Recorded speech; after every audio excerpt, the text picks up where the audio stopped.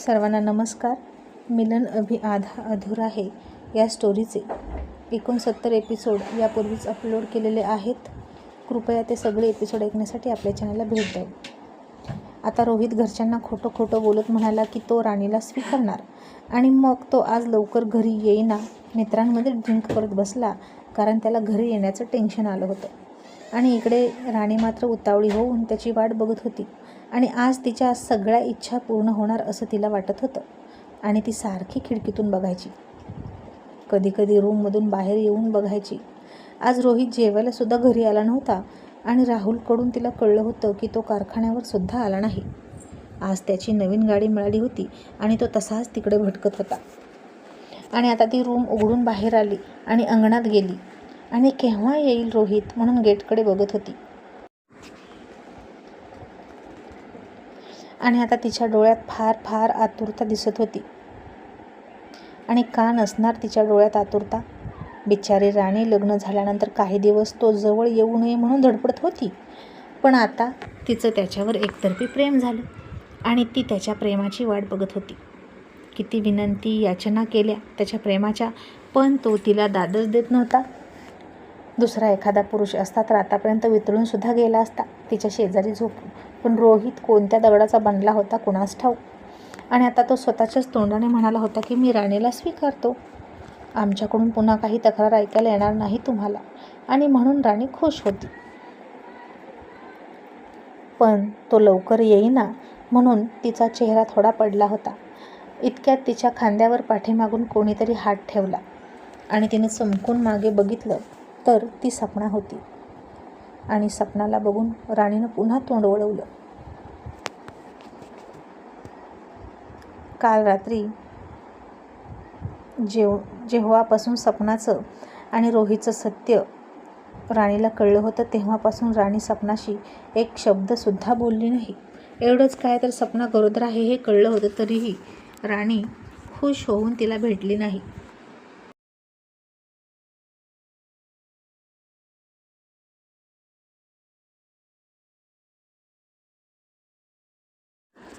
आणि सपनाला कळत होतं की राणी नाराज आहे. आणि पुन्हा सपना राणीसमोर गेली आणि म्हणाली, राणी मला माफ कर, मला माहीत आहे तू माझ्यावर नाराज आहे.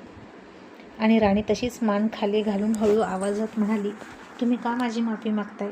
मी तुमच्यापेक्षा लहान आहे आणि तुम्ही माझा काय अपराध केला जे माझी माफी मागताय? सपना म्हणाली, कळत नकळत मी तुझ्याशी सुद्धा वाईट वागले आहे राणी, आणि मला माहीत आहे माझा जो काही भूतकाळ होता यामुळे नक्कीच ते कळल्यावर तू चिडली आहेस माझ्यावर. आणि तुझं लग्न झाल्यानंतर सुद्धा तुम्हा दोघांच्या आयुष्यात मी इंटरेस्ट घेत होते. पण राणी तुझ्याविषयी माझ्या मनात काही नव्हतं. मी फक्त इंटरेस्ट यासाठी घेत होते की रोहित भाऊजी नक्की बदललेत का हे पाहण्यासाठी. त्यांना लग्न नको होतं, बायको नको होती, मला दाद देत नव्हते, त्यांनी कधीच कोणत्या मुलीवर प्रेम केलं नाही हे मलाही माहीत आहे. मग तुझ्याशी तरी नक्की ते कसे वागतात हे बघायचं होतं गं. आणि म्हणून खरं तर मी तुमच्यामध्ये इंटरेस्ट घेत होते. मी त्यांच्या स्वतः खूप मागे लागले होते असं म्हणून सपना तिची लव्ह स्टोरी सांगणार इतक्यात राणी म्हणाली, प्लीज मला हे सगळं नका सांगू. हे आता भूतकाळात जमा झालं आहे आणि आता मला ते स्वीकारणार आहेत तर माझी त्यांच्याविषयी काहीच तक्रार नाही. आणि तुम्हीच कशाला, इतर अनेक जणी आहेत की जे त्यांच्या मागे लागतात, मला माहीत आहे. त्यामुळे तुमच्याविषयीच काय पण इतर कुणाविषयीच माझी तक्रार नाही. कारण माझा नवरा आहेच हँडसम. मग कोणीही सहजच त्याच्या प्रेमात पडतं, जसं मी सुद्धा पडले. आणि प्रेमात पडणं हा काही गुन्हा नाही. आणि मी नाही चिडले तुमच्यावर, तुम्ही जा आणि आराम करा, आता येतील ते, मी त्यांची वाट बघते असं म्हणून राणीने सपनाला सरळ जायला सांगितलं. तरीही सपना म्हणाली, राणी तू म्हणतेस की माझ्यावर नाराज नाही, पण मला माहीत आहे तू नाराज आहेस, कारण की तू मला फोन केलास, माझी विचारपूस केलीस. मी काल आले तेव्हा तू मला किती एक्साईट होऊन भेटलीस, पण आता माझ्या पोटात बाळ आहे हे कळल्यावर सुद्धा तू मला भेटायला आली नाहीस, म्हणजेच तू नाराज आहेस. तू अशी नाहीस राणी, बरोबर ना? आणि राणी तुला काय वाटतं, रोहित भाऊजी तुला स्वीकारणार म्हटले तर खरंच स्वीकारतील का?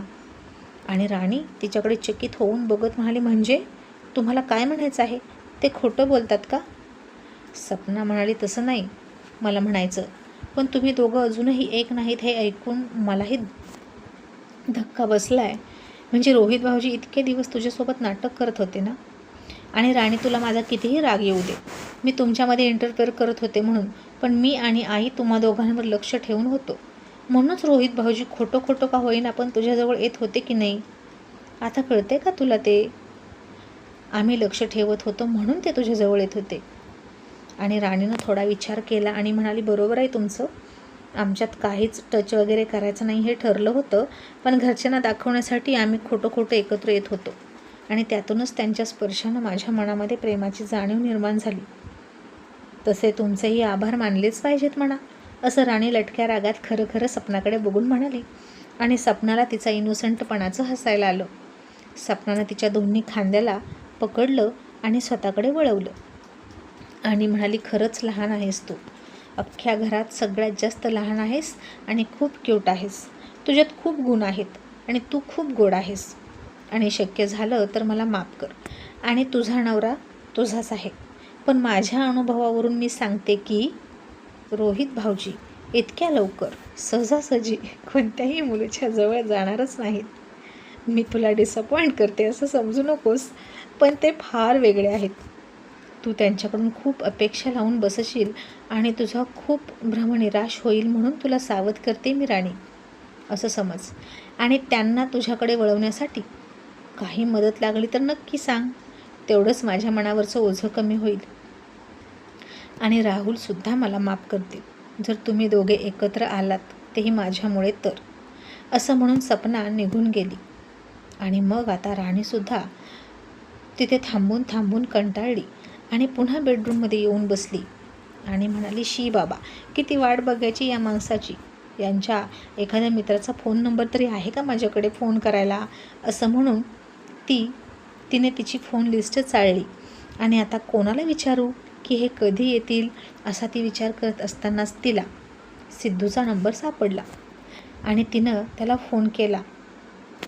आणि सिद्धू म्हणाला, वहिनी, अहो रोहित अजून आला नाही का? अहो रोहित केव्हाचाच निघाला आहे, पण वहिनी जरा जपून बरं का. आणि राणी म्हणाली, का, काय झालं? आणि सिद्धू म्हणाला, ते आज जरा रोहितनं जास्त घेतले आहे ना म्हणून म्हटलं. आणि आता राणीला टेन्शन येण्याऐवजी राणी खुश झाली, कारण रोहितनं जास्त ड्रिंक केली की तो आउट ऑफ कंट्रोल होतो आणि मग तेव्हा कसा जवळ आला होता आणि खूप खाजगी गोष्टी विचारल्या होत्या ब्रासारख्या, तसा जवळ येणार असं तिला वाटलं. पण आता ते आल्यावर नक्की काय काय करतील हे राणीला माहीत नव्हतं.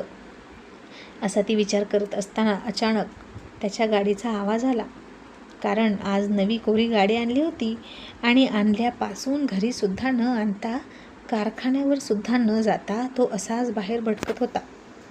नव्या गाडीचं पूजन करण्यासाठी तरी माणूस गाडी घरी आणतो की नाही, पण याचं ना सगळं उलटच होतं. आणि आता तो घरात येणार म्हणून तिच्या हृदयाची धडधड वाढली. आणि इतक्यात तो गाडी पार्क करून ड्रिंक केली असली तरीही स्वतःच्या दोन्ही पायावर व्यवस्थित चालत बेडरूममध्ये आला आणि तो पूर्ण शुद्धीत होता. तो काय करतोय, काय बोलतोय हे सगळं त्याला कळत होतं, म्हणजे त्याला जास्त चढली नव्हती. आणि आता राणी त्याच्याकडे पाठ करून समोर लाजून गालामध्ये मंद मंद हसत होती. आणि कशी आणि कुठून सुरुवात करणार तो, आणि मग मी काय करू, त्यांना कसा प्रतिसाद देऊ, असं मनामध्ये ती विचार करत होती, इमॅजिन करत होती. आणि आता राणीला घाबरवण्यासाठी त्यानं तिच्या हाताला घट्ट पकडलं आणि लगेच म्हणाला, चल ये इथे झोप. तशी राणी घाबरली आणि तिच्या हाताकडे बघून म्हणाली, सर इतक्या जोरात का पकडलं, जरा हळू पकडा ना. आणि रोहित म्हणाला, का, काय झालं पकडलं तर? बायको आहेस ना तू माझी आणि मी तुझा नवरा, मी असाच पकडणार आणि मी असाच आहे. तुला नवऱ्याचं प्रेम हवंय ना, मग ये, आणि हीच माझी प्रेम करण्याची पद्धत आहे, असं म्हणून रोहितनं तिला बेडवर ढकललं. आणि राणी आता खूप घाबरली. त्याचा हा अवतार तिच्यासाठी नवीनच होता आणि रोहितनं तर अशीच सुरुवात केली होती आणि ती बेडवर मागं मागं सरकत होती आणि रोहित मुद्दाम नशेत असल्याचं नाटक करत शर्ट काढायला लागला आणि म्हणाला, चल पटकन कर, तू सुद्धा तुझे कपडे काढ, माझ्याकडे जास्त वेळ नाही, मला झोप आली आहे. माझं नवऱ्याचं कर्तव्य पार पाडतो म्हणजे तूही खुश आणि माझ्या घरचेही खुश, आणि त्यातून तुला आनंद मिळाला पाहिजे म्हणजे बास. माझं काय, मी कितीही नाराज असू दे, पण घरच्यांना तू खुश दिसली पाहिजे. कारण माझ्या घरच्यांना तर बाहेरून आलेल्या सुना जास्त महत्त्वाच्या आहेत. मुलं अजिबात महत्त्वाची नाहीत. चल पटकन नीट झोप. असं म्हणून तो तिच्या अंगावर येणार इतक्यात राणी घाबरून बेडच्या पलीकडच्या बाजूला खाली उतरली आणि म्हणाली, नाही नाही, नको सर, तुम्ही आता नशेत आहात, आपण नंतर बघूया.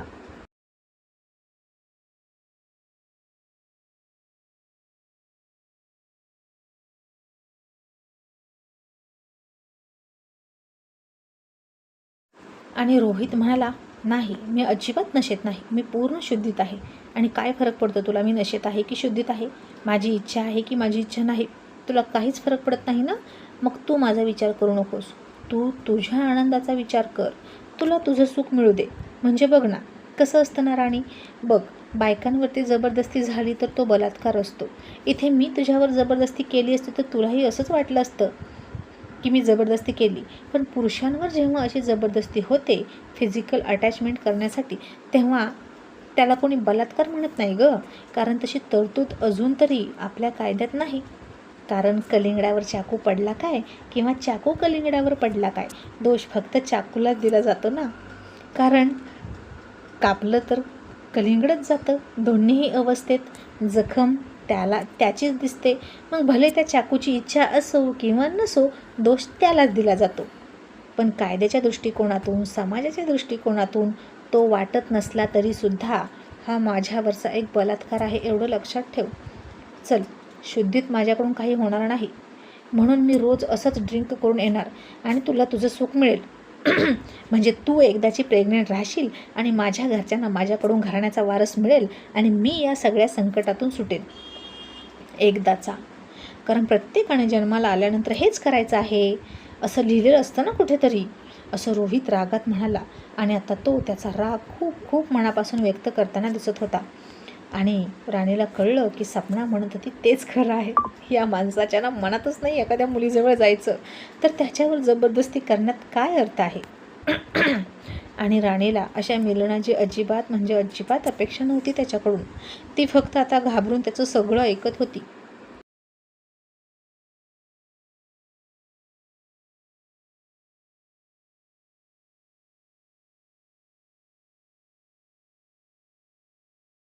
आणि तो म्हणाला, चल पटकन ये जवळ, का घाबरलीस? असं म्हणून तिच्या बाजूला बेड ओलांडून गेला आणि म्हणाला, मी मुद्दाम नशा करून आलोय राणी, कारण मी शुद्धीत असताना माझ्याकडून असं काहीच होणार नाही. निदान नशेमध्ये मी तुला जवळ तरी करू शकतो.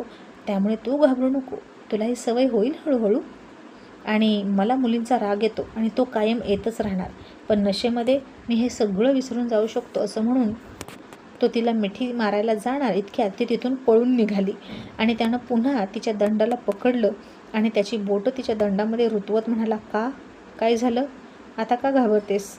अख्ख्या जगाला ओरडून सांगतेस ना की आपल्यात काही नाही आणि तू माझ्यावर प्रेम करतेस, तू माझी बायको आहेस.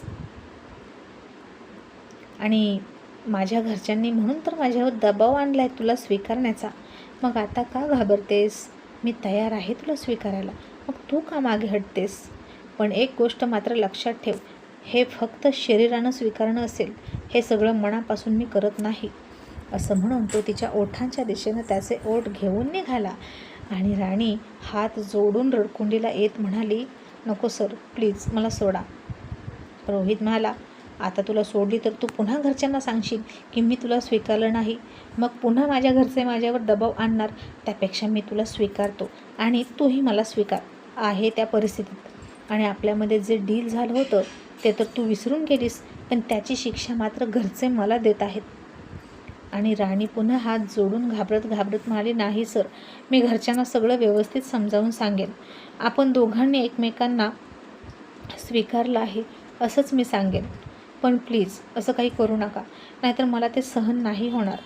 असलं मिलन होण्यापेक्षा ते न झालेलं बरं. आणि मला शरीराच्या मिलनाअगोदर मनोमिलन होणं गरजेचं आहे असं वाटतं.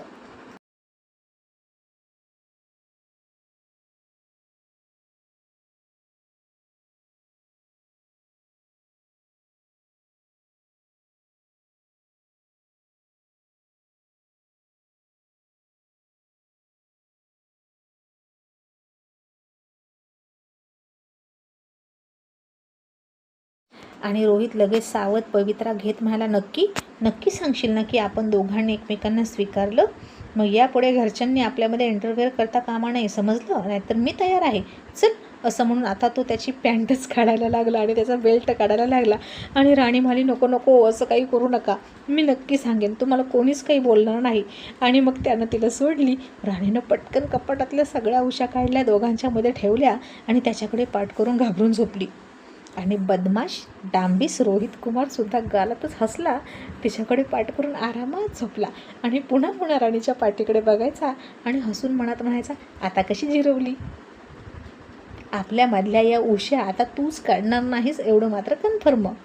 आणि राणी मात्र तिच्या सुखी संसाराची स्वप्न धुळीस मिळाली म्हणून रडत रडत झोपली. आणि बिचारीचं पुन्हा एकदा मन तुटलं. मग सकाळ झाली. रोहित नेहमीप्रमाणे त्याच्या टायमिंगला उठला एक्सरसाइज करण्यासाठी. आणि त्यानं बघितलं त्याच्या शेजारी तर राणी त्याच्याही आधी उठली होती आणि बाथरूममध्ये आंघोळ करत होती. आणि रोहित मनात म्हणाला, ही मुलगी रात्रभर घाबरून झोपली की नाही? रात्रीचा डोस जरा जास्तच झाला, खूप घाबरलेली दिसते. आणि जर इतक्यातच घाबरली तर खरंच तिला मी सोसेल का? बापरे. आणि राणी घाबरून बाथरूममधून आली आणि पूर्ण कपडेच घालून आली तिकडंच. त्या दिवशीसारखा वेडेपणा करत टॉवेल वगैरे नाही लावून आली. आणि त्याची नजर टाळून बाहेर निघाली. आणि रोहित म्हणाला, राणी थांब ना. आणि तो त्याच्या बेडवरून उठणार. इतक्यात राणी बेडरूमचा दरवाजा उघडून बाहेर जाऊन उभा राहिली. आता तो बेडरूमच्या आत, ती बाहेर. आणि म्हणाली, काय पाहिजे तिथूनच सांगा, लांबूनच. आणि रोहित सिरियस होऊन म्हणाला, आता मी माझ्या बायकोशी दरवाजाच्या बाहेरून बोलायचं आहे का? राणी आपली बेडरूम आहे ना, आपल्याला प्रायव्हेट बोलायचं असेल तर तू आत ये बरं. आणि रोहितच्या अशा बोलण्यानं राणी आणखीनच घाबरली आणि म्हणाली, मी आलेच, आपण नंतर बोलू, असं म्हणून किचनमध्ये लवकर पळाली. आणि रोहित असुरी आनंद होऊन राक्षसासारखा खुश होत हसायला लागला.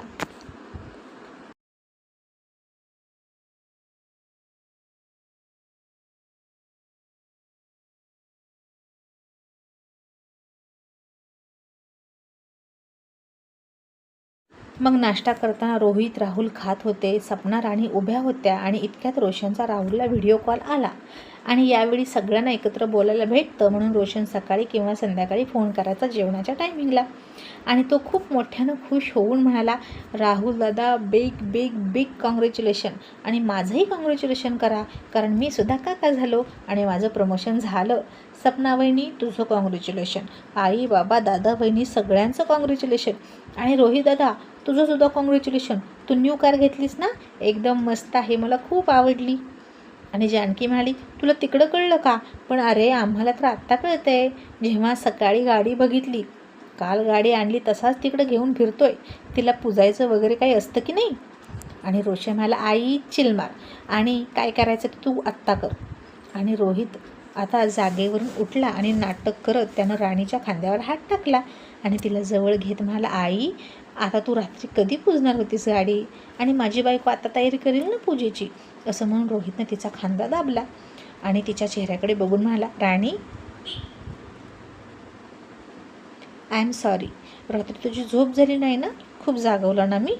आणि राणी म्हणाली, मी ताट घेऊन येते ओवाळायचं, असं म्हणत ती त्याच्या तावडीतून निसटल्याने गेली. आणि राहुल म्हणाला, रोहित, तू पुन्हा प्रेमाचं नाटक करायला लागलास की हे सगळं मनापासून आहे? आणि रोहित म्हणाला, मी कशाला नाटक करू? तुम्ही राणीला विचारा हवं तर, ती सगळं तुम्हाला सांगेल खरं खरं. राणी मग आरतीचं ताट घेऊन आली. जानकीनं तिच्या चेहऱ्याकडे बघितलं आणि राणी हसली. आणि मग सगळेच रोहितची गाडी पुजण्यासाठी बाहेर गेले. व्हिडिओ कॉल करून वरून रोशन तिकडून बघत होता. सगळी फॅमिली एकत्र असल्यासारखं वाटत होतं, कारण तिकडून रोशनची फणीवाली कॉमेडी सुरूच होती. आणि तो म्हणाला, चला आता गाडीजवळ प्रत्येकानं जोडीनं उभे राहा आणि फोटो काढा. मग जानकी, मल्हारराव उभा राहिले, त्यांचा आधी फोटो काढला. मग आता राहुल तयार नव्हता सपना शेजारी उभा राहायला. सपना एकटीच जाऊन उभा राहिली होती. आणि मला उशीर झालाय म्हणून राहुल आतमध्ये निघून गेला. पण रोहितनं मात्र राणीला खांद्याला घट्ट पकडली आणि तिला जवळ घेऊन उभा राहिला आणि गाडीजवळ फोटो काढला. आणि मग रोशनचं समाधान झालं. त्यानं फोन ठेवला आणि रोहित म्हणाला, आई आज मी आणि राणी आमच्या नवीन कारने कॉलेजला जाणार एकत्र. चल राणी, पटकन तयार हो. आणि राणी घाबरून म्हणाली, नको अहो, आपण आपल्या आपल्या गाडीनं जाऊया. कॉलेजमध्ये जर कळलं आपल्याबद्दल तर मला खूप त्रास होईल. कॉलेजमधल्या मुली अजिबात चांगल्या नाहीत. असं म्हणून राणी निघून गेली. आणि रोहित मनात खूप हसला आणि म्हणाला, येस, फायनली सगळं माझ्या मनासारखं होतं आहे. Good job Rohit. हुशारीच्या बाबतीत तुझं कोणीच नाद नाही करणार. मग आता कॉलेजमध्ये गेल्यानंतर आजही मुली तशाच रोहित सर काय घालून येतील असा गेस करत होत्या. पण राणीनं त्याच्यात भाग नाही घेतला. रोहित आला आणि तो शिकवायला सुरुवात करू लागला आणि तो सतत राणीकडे बघायचा, पण राणी आता त्याच्याकडे बघतच नव्हती.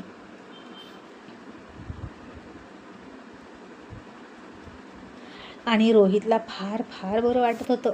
आज नेहमीसारखेच चाळे ती करत नव्हती आणि तिच्या नजरेनं तो अस्वस्थ होत नव्हता. आणि मग 3 दिवसांनी व्हॅलेंटाईन डे होता म्हणून मेघना तर खूप सगळी तयारी करत होती तिच्या मनातच रोहितला प्रपोज करण्याची. आणि रोहित आता कॉलेज संपल्यानंतर कारखान्यात गेला आणि खूप खुश होता. आणि राहुल म्हणाला, का रे इतका का खुश आहेस? आणि रोहित खोटं बोलत म्हणाला, दादा तू सांगितलंस ते पटलंय मला. मी आणि राणी आता दोघेही खुश आहोत. मग आता दोघेही टिफिन खात होते. आजही सपनानं आय लव्ह यू बाबा अशी चिठ्ठी दिली होती. राहुलनं ती चिठ्ठी घेतली आणि पुन्हा खिशात ठेवली. आणि रोहित म्हणाला, दादा काय आहे त्यात? वहिनी आय लव्ह यू म्हणाली का?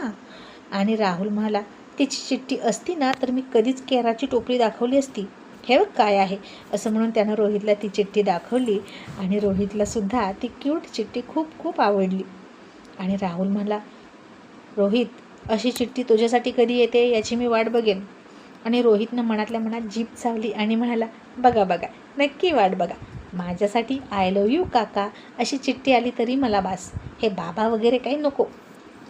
आणि तो राहुलला म्हणाला, दादा वहिनी किती प्रयत्न करते बघितलं ना तुला मनवण्यासाठी. मला वाटतं तू तिला माफ कर. आणि राहुल त्याच्यावर चिडत म्हणाला, काल आला नव्हतं तू ऑफिसवर. अकाउंटची कामं पडली आहेत ते चेक कर आधी. माझ्या मॅटरमध्ये डोकं खुपसू नको. असं राहुलने त्याला फटकारलं आणि रोहित गप्प बसला.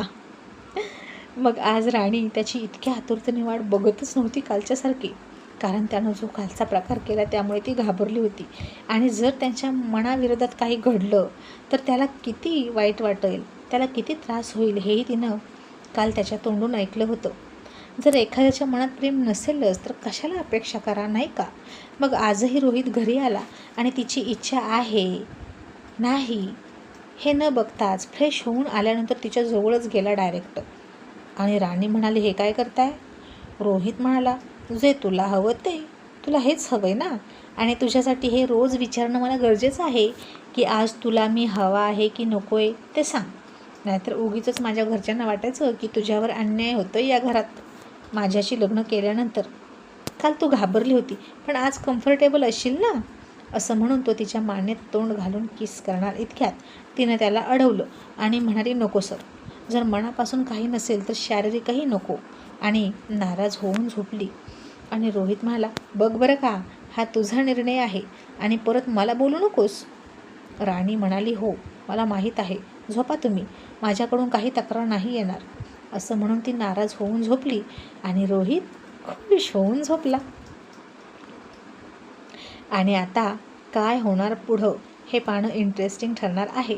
आणि आता या रोहितला अद्दल घडवायची का ते कमेंट्स करून मला नक्की सांगा. Thank you so much.